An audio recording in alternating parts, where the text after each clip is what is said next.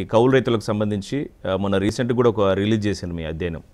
అది నేను ప్రత్యక్షంగా చూసుంటే, అయితే దీనికి సంబంధించి మీరు ప్రభుత్వానికి చేసే సూచనలు ఏంటి? కౌలు రైతులకు సంబంధించి ఒకవేళ వాళ్ళకి న్యాయం జరగాలంటే.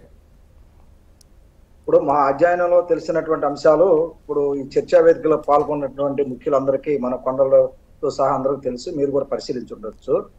ఈ సందర్భంగా మేము ప్రభుత్వాలు ఏ ప్రభుత్వానికైనా దృష్టికి తీసుకెళ్లేది అంటే, మొదటి పాయింట్, కౌలు గుర్తింపు కార్డు జారీ చేయాలంటే భూ యజమాని ప్రమేయం ఉండకూడదు.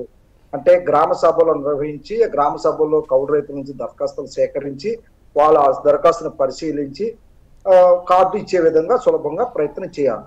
అన్ని పథకాలు పొందాలంటే అత్యంతమైన కీలకమైన అంశం కౌలు గుర్తింపు కార్డు. ఈ కౌలు గుర్తింపు కార్డు ఇచ్చే విషయంలోనే ప్రభుత్వం చాలా మీనమేషాలు లెక్కిస్తూ ఉంది. అది సరైనది కాదు.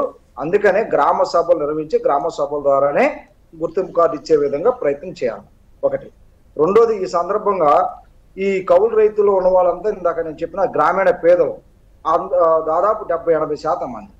వీళ్ళు గ్రామీణ పేదలు కాబట్టి ప్రైవేటు వడ్డీ వ్యాపారస్తుల దగ్గర నుంచే వడ్డీకి తీసుకొచ్చి పంటలు పండిస్తున్నారు. బ్యాంకులు పంట రుణాలు ఇవ్వవు. వీళ్ళకి ఇచ్చేదానికోసం ప్రభుత్వం ప్రయత్నం చేయాలి. ఉదాహరణకి భూ యజమాని పంట రుణం తీసుకెళ్ళిపోతున్నాడు, లేదంటే బకాయి అంటున్నాడు. అటువంటి వాళ్ళకి ఇవ్వడానికి వీలు లేదని ఆంధ్రప్రదేశ్లో SOP అంటే స్టాండర్డ్ ఆపరేటింగ్ ప్రొసీజర్ తయారు చేశాం. బకాయి ఉన్న వాళ్ళకి ఇవ్వడానికి లేదని. కౌలు రైతు బకాయి కాదు, భూ యజమానికి బకాయి ఉన్నా కౌలు రైతుకి ఇవ్వని అంటున్నారు. అలాంటప్పుడు రిజర్వ్ బ్యాంక్ ఆఫ్ ఇండియా 2 లక్షల రూపాయల వరకు షూరిటీ లేకుండా ఇవ్వచ్చు అని చెప్తా ఉంది. ఆ రిజర్వ్ బ్యాంక్ ఆఫ్ ఇండియా నిబంధనలు బ్యాంకర్సే తుంగలో తుక్కుతా ఉంది. అందుకని మేము అడిగేది అంటే, ఇప్పుడు కేరళలో లాగా కుటుంబశ్రీ గ్రూపులు ఎట్లా ఉన్నాయో కౌలు రైతులతో గ్రూపులు ఏర్పాటు చేసి ఆ గ్రూపులకి వాళ్ళు సాగు చేస్తున్న భూమి యొక్క దామాషాన్ని బట్టి వడ్డీ లేని పంట రుణాలు ఇచ్చే విధంగా ప్రయత్నం చేయాలి.